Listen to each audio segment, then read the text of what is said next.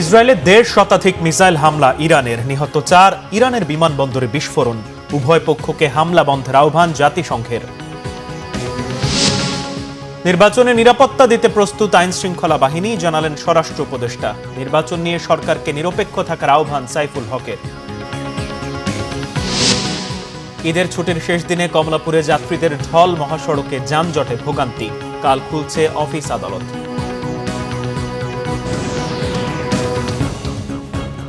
দেখছিলেন crown cement সংবাদ শিরোনাম।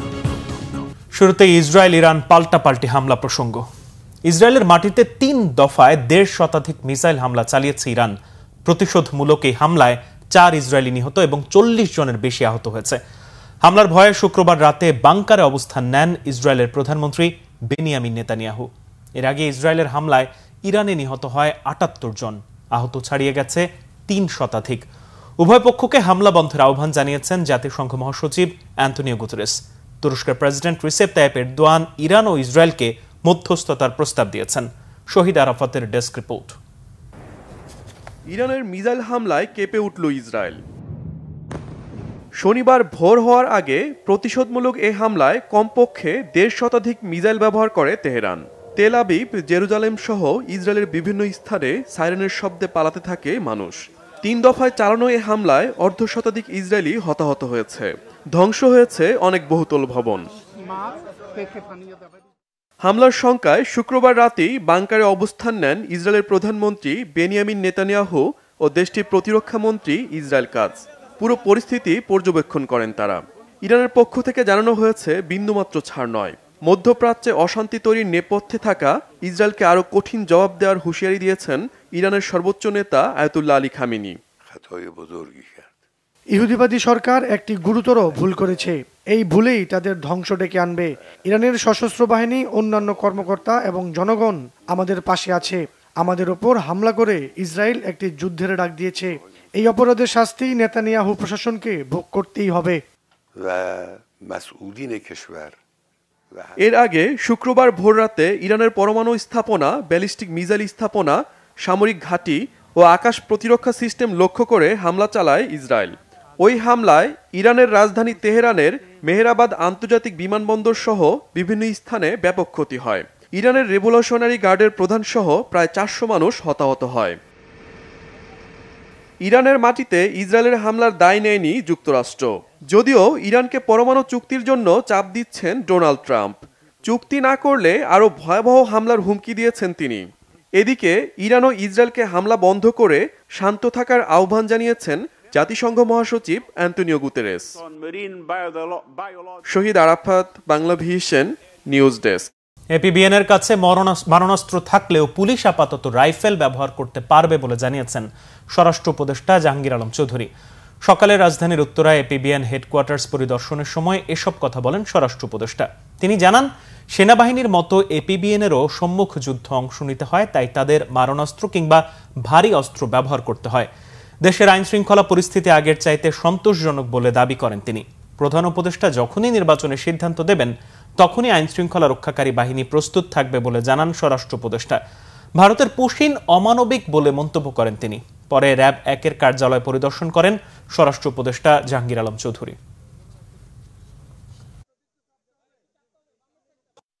প্রধান উপদেষ্টা যেই সময় উনি ডিসিশন নেবেন ইলেকশনের ডেট, আমরা সেই সময়ের জন্য সবসময় প্রস্তুত আছি। আপনারা কি ধরনের প্রস্তুতি নিয়েছেন স্যার? যেহেতু আমাদের ইলেকশন যেই সময় হবে ওই সময়ের জন্য যেই ধরনের প্রস্তুতি দরকার হবে আমরা ওই ধরনের প্রস্তুতি আছি। এপি ব্যাটালিয়নের রুল এবং অন্যান্য নর্মাল পুলিশের রুল কিন্তু এক না, একটা এক রুলে কিন্তু তৈরি হয়েছে।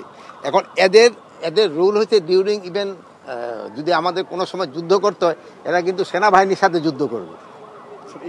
এরা কিন্তু সেনাবাহিনীর সাথে সবাই যুদ্ধ করবে, বাট একে কিন্তু একবার ফ্রন্টে যুদ্ধ করতে হবে। এই জন্য তাদের অর্গানাইজেশন এবং তাদের হাতিয়ার অন্যান্য বাহিনীর থেকে একটু ডিফারেন্স।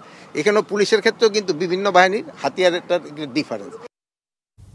বিএনপির ভাইস চেয়ারম্যান শামসুজ্জামান দুদু বলেছেন, রাজনৈতিক দলগুলোর মধ্যে ভিন্নতা থাকলেও গণতন্ত্রের প্রশ্নে, নির্বাচনের প্রশ্নে সবাই একমত। ফ্যাসিবাদ নানা কায়দায় এটা বিঘ্নিত করতে চায়। শনিবার জাতীয় প্রেস ক্লাবে এক আলোচনায় শামসুজ্জামান দুদু বলেন, লন্ডনে শুক্রবারের বৈঠকের ফলাফলের দিকে সারা দেশ চেয়েছিল। একটি ফলপ্রসূ বৈঠকের জন্য তিনি ডক্টর মোহাম্মদ ইউনূস এবং তারেক রহমানকে ধন্যবাদ জানান। দুদু বলেন, জুলাই আগস্টের গণঅভ্যুত্থানে ফ্যাসিবাদের পতন হলেও এর পূর্ণতা আসবে গণতন্ত্র প্রতিষ্ঠা হলে, জনগণ ভোটাধিকার ফিরে পেলে।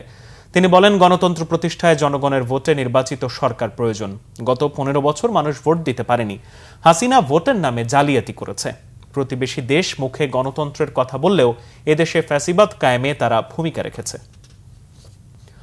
লন্ডনে অন্তর্বর্তী সরকার ও বিএনপির ভারপ্রাপ্ত চেয়ারম্যান তারেক রহমানের বৈঠকে যে আলাপ আলোচনা হয়েছে তা সকল রাজনৈতিক দল ও দেশবাসীর কাছে প্রকাশ করার আহ্বান জানিয়েছেন বাংলাদেশের বিপ্লবী ওয়ার্কার্স পার্টির সাধারণ সম্পাদক সাইফুল হক। সকালে কেন্দ্রীয় শহীদ মিনারে সমাবেশে তিনি এ আহ্বান জানান। সাইফুল হক বলেন, এই বৈঠক সরকারের সাথে রাজনৈতিক দলের যে বিরোধ ছিল তা দূর করবে। নির্বাচনের তারিখ ঘোষণা হওয়াতে রাজনৈতিক ময়দানের উত্তেজনা কমবে বলেও আশা প্রকাশ করেন তিনি। নির্বাচন নিয়ে সরকারকে নিরপেক্ষ থাকার আহ্বান জানান। বলেন, সাধারণ মানুষ যেন ভোট দিতে পারে সেই পরিবেশ যেন থাকে। তিনি আরো বলেন, জুলাই আন্দোলনের সময় মানবতা বিরোধী অপরাধের দ্রুত বিচার শেষ করতে হবে।